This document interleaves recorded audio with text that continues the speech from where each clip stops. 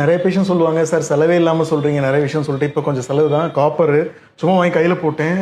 இந்த பாருங்களேன், க்ளவுஸ் எப்படி கலரே மாறி இருக்குன்னு. சரி, ஒன்றும் இல்லை, வீட்டில் யாராவது ஒருத்தவங்க க்ளவுஸ் யாராவது வச்சுருந்தாங்கன்னா ஒரு க்ளவ் போட்டுட்டு இந்த காப்பர் வாங்கி போடுங்க. நான் ஒரு 400 நினைக்கிறேன், 450 நினைக்கிறேன்.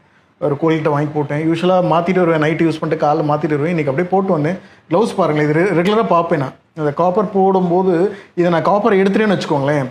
இந்த காப்பரை எடுத்துகிட்டு இதில் க்ளவுஸ் எடுத்துட்டேன் இல்லையா, இந்த காப்பரை எடுத்துகிட்டு திருப்பி இந்த க்ளவுஸ் போட்டால் கூட அந்த க்ளவுஸ் வந்து கலர் மாறும். திருப்பி கை கழுவினா கூட அந்த க்ளவுஸோட கலர் பாருங்கள் அப்படி ப்ரௌனிஷாக மாறும். இது காப்பரோட எஃபெக்ட் வந்து கையில் இருக்கிறது ஆன்டி மைக்ரோபியல் ப்ராப்பர்ட்டி இருக்குன்றான், இம்யூனிட்டி ஏற்றுன்னு சொல்கிறான், ஜாயின்ட் பெயின் ஆர்த்ரைட்டிஸ் எல்லாம் வர்றதை கம்மி பண்ணணும்னு சொல்கிறான். பெனிஃபிட்ஸ் நிறைய இருக்குது. இந்த காப்பர் வந்து பாடியில் எப்படி ரியாக்ட் பண்ணுறது சும்மா காமிச்சேன்னா, சும்மா ஒரு காப்பர் வாங்கி போடுங்க, உடம்பு நல்லாயிருக்கும் ஆக்சுவலி.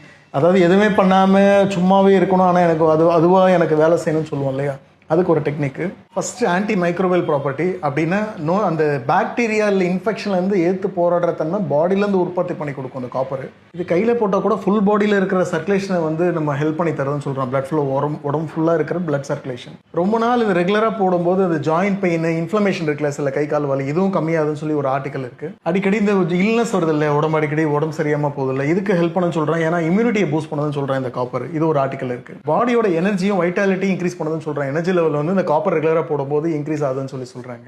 இது வந்து பாடியில் இருக்கிற ஆர்பி செல்ஸை ப்ரொடியூஸ் பண்ணுறது உங்களுக்கே தெரியும் நினைக்கிறேன். ஆர்பி செல்ஸ் தான் மூச்சு எடுத்து ஒரு ஆக்சிஜனை கேரி பண்ணுற செல்ஸ். ஸோ அதை பாடியில் இன்க்ரீஸ் பண்ணுதுன்னு சொல்கிறாங்க இந்த காப்பர் கையில் போடுறதுனால. கையில் இல்லை, ஜென்ரலாக உடம்புல காப்பர் பட்டுகிட்டே இருக்கும்போது இந்த ஸ்பிரிச்சுவலாக ரிலீஜியஸாக இந்த பாடியோட அக்ரெசிவ்னஸ் எல்லாம் குறைக்கும்னு சொல்லி காப்பர் போட்டு விட்டு அதெல்லாம் பண்ணதுக்கு பதிலாக இந்த பெனிஃபிட்லாம் இருக்குதுன்னு சொல்லிட்டு இப்போ மேபி ரிசர்ச்சில் இருந்தாலும் அந்த டைமில் இதெல்லாம் இல்லாமல் சொல்லியிருக்க மாட்டாங்க. ஸோ இந்த மாதிரி முன்னாடியே சொல்லியிருந்தா எல்லார் கையில் ஒரு காப்பை வாங்கி போட்டுக்கலாம்னு நினைக்கிறேன். ஸோ ஜஸ்ட் ட்ரை பண்ணி பாருங்கள். நேச்சுரலாகவே நீங்கள் எதுவுமே பண்ணாமல் அது உடம்பு ஏதாவது வேலை செய்யணும். இது ஒரு டெக்னிக். தேங்க்யூ.